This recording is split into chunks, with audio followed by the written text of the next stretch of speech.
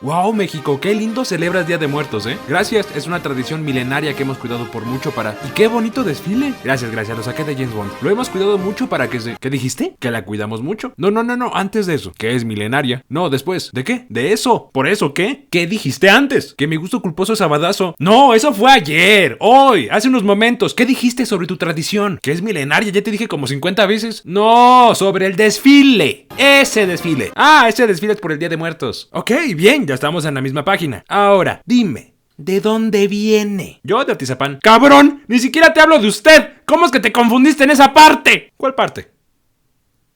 ¿Cuál es el origen de ese desfile, México? ¿De James Bond? ¿La de Spectre?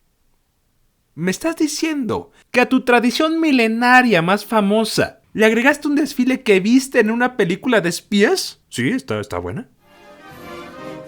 ¿Quieres un pan de muerto relleno de chilaquiles? Aquí no hay Dios.